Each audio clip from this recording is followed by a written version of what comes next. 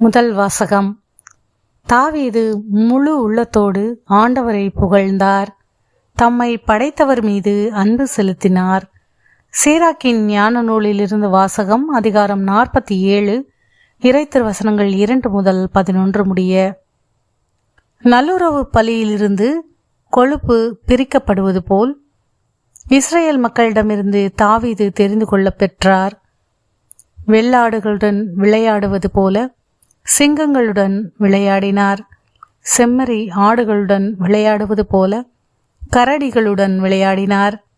பெருமை பாராட்டிய கோலியாத்தை நோக்கி இளைஞர் தாவீது தம் கைகளை ஓங்கி கவன் கல்லை வீசிய போது ஓர் அரக்கனை கொல்லவில்லையா? அதனால் மக்களது இழிநிலையை அகற்றவில்லையா? வலிமைமிக்க மனிதனை போரில் கொன்று தம் மக்களின் வலிமையை உயர்த்த உன்னத இறைவனாகிய ஆண்டவரை அவர் துணைக்கு அழைத்தார். ஆண்டவரும் அவருடைய வலக்கைக்கு வலிமையூட்டினார்.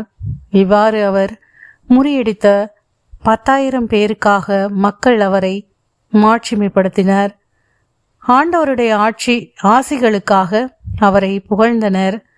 மாட்சியின் மணிமுடியை அவருக்கு சூட்டினர். எப்புறமும் அவர் பகைவர்களை துடைத்தளித்தார். எதிரிகளான பெலிஸ்தியரை அடக்கி ஒழித்தார். அவர்களுடைய வலிமையை அறவே நசுக்கினார்.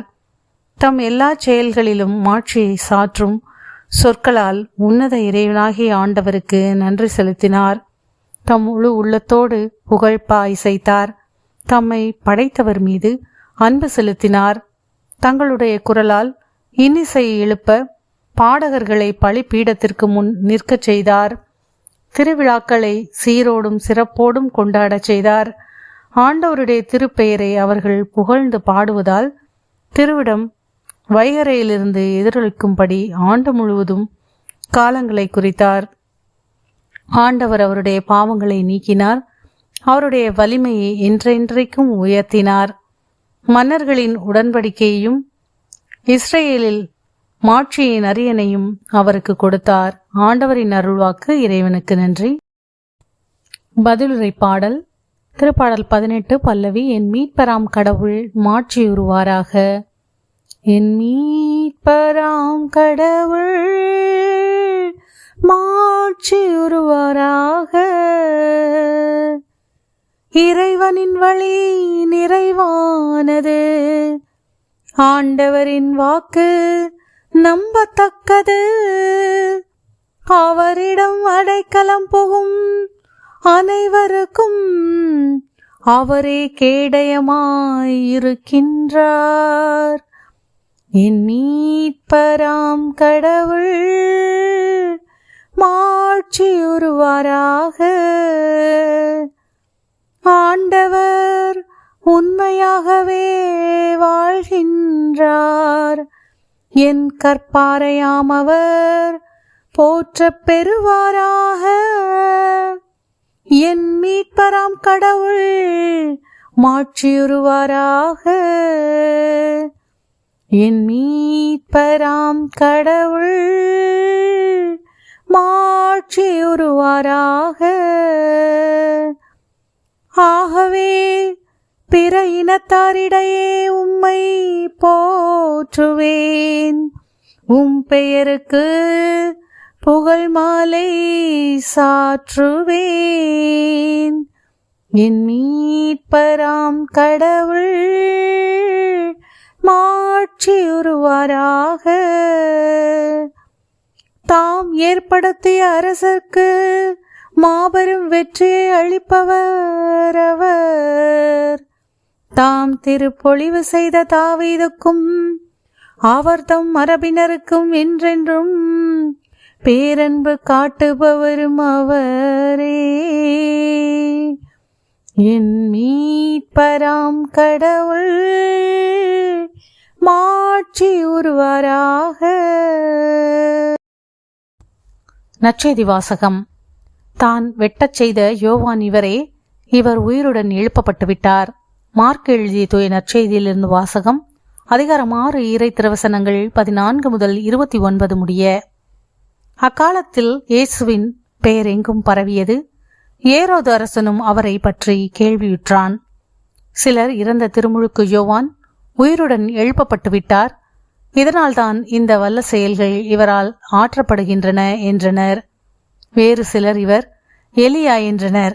மற்றும் சிலர் ஏனைய இறைவாக்கினரை போல் இவரும் ஓர் இறைவாக்கினரே என்றனர். இதை கேட்ட ஏரோது, இவர் யோவானே, அவர் தலையை நான் வெட்டச் செய்தேன், ஆனால் அவர் உயிருடன் எழுப்பப்பட்டு விட்டார் என்று கூறினான்.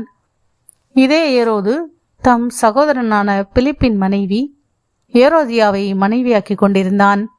அவள் பொருட்டு ஆள் அனுப்பி யோவானை பிடித்து கட்டி சிறையில் அடைத்திருந்தான்.